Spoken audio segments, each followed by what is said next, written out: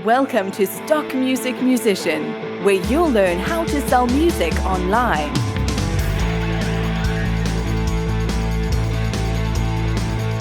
And now your host, Evan Oxhorn.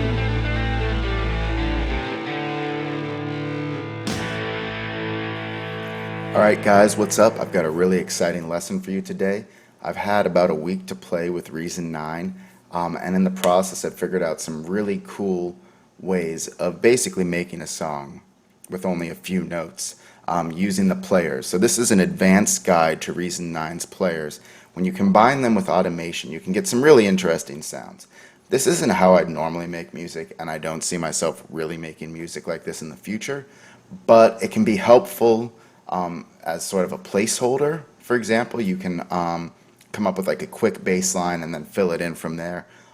It can be good for drum patterns. And anyway, let's just take a quick listen to the song and then we'll go from there.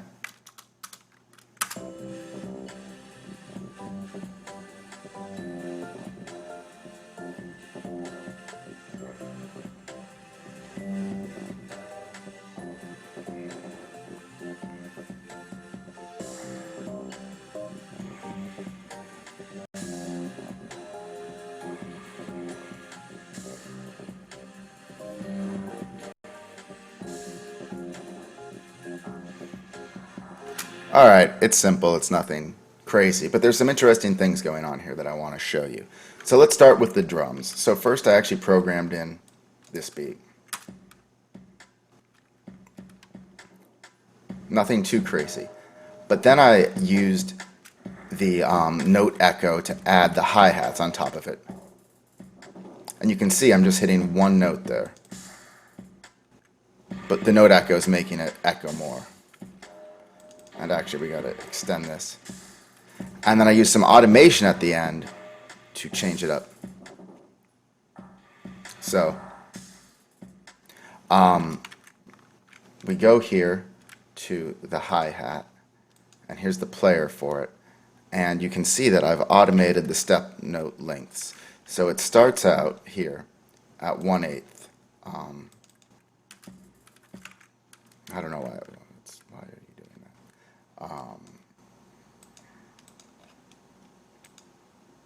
1/8. So why? Oh, okay. Yes, you gotta solo. The note echoes too when you do it. So let's try this again. So you hear that.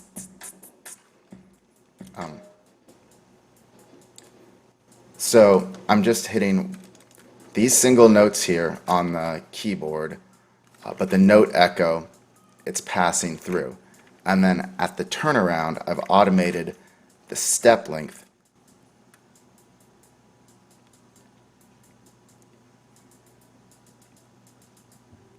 So you get sort of a little entertaining interest at the end of the turnaround.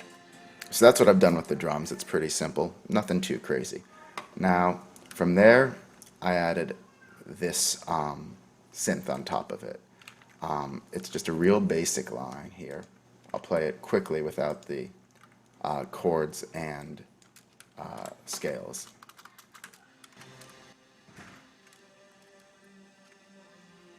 Nothing that interesting, but when you turn the scales and chords on,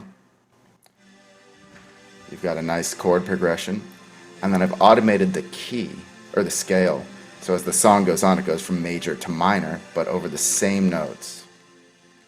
Except I didn't solo that either. So let's go here.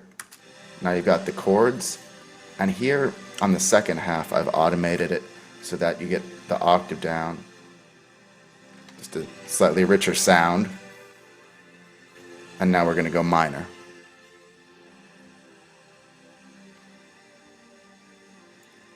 So you can sort of get interest very easily by just automating the key or the scale of a song. Now I've then applied that to the bass line here.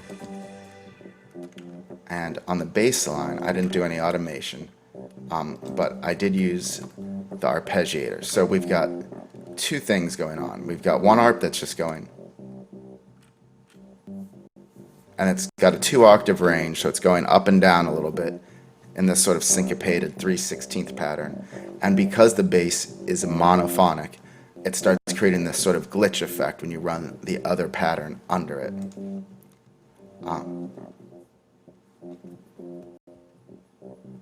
And since they're different links, they don't really line up perfectly, and you get sort of this evolving bass line. And here I just put in the same exact chord or note progression as I used on the chords. And then just to make it sound a little more interesting, I took the Pulsar dual LFO and plugged it in to the sweep up, and I believe the tape anger part of the bass. So I've got 2 different patterns, sort of just making for a little bit more interest. This is what it sounds like without. Just sort of this evolving bass sound that's got a little bit of randomness to it. Now, for this lead sort of simple arpeggio here, I took the scales and chords and copied it from the main line here. So this is the same notes and it's the same scale automation. But then behind that I put an arpeggio, and sort of it's just playing a simple little vibe pattern, but it creates a little bit of interest.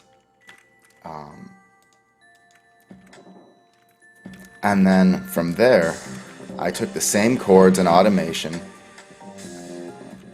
and you'll hear this sort of stabby Wurlitzer. And so for this one, I sort of reversed it. It's the same arpeggio as this one, but instead of the chords first and the arpeggio second, here I've got the arpeggio first and the chords second. So it's sort of triggering different chords through the dual arpeggio, and the arpeggio is sort of giving it that rhythm. So you see it's the same pattern here and here. I changed the rate a little bit and I transposed the octave, but it's basically the same thing. So if you just do these 2 soloed together, you'll hear how they interact.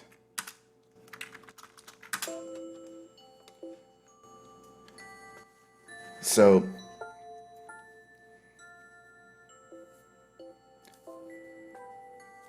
the order that you put the players in can make a huge difference, and I'd really recommend experimenting with it because these are basically the same thing. There's a fewer notes here on the stab, so it's sort of just these simpler stabs, but it's more or less the same pattern, same keys and all of that, different inversion, but by changing the order, which I'll do right now, just check this out.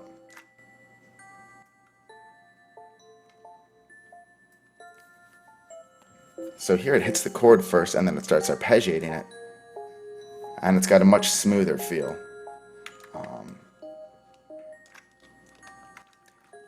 And now I'll reverse it on the arpeggio as well. You see, and when you put the arpeggio first, it creates all these chords. You could obviously turn the chords off, but there is a big difference between the 2.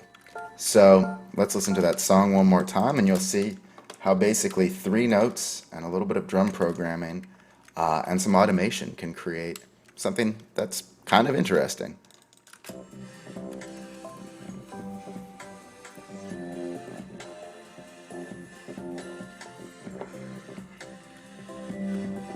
And now for the change to minor.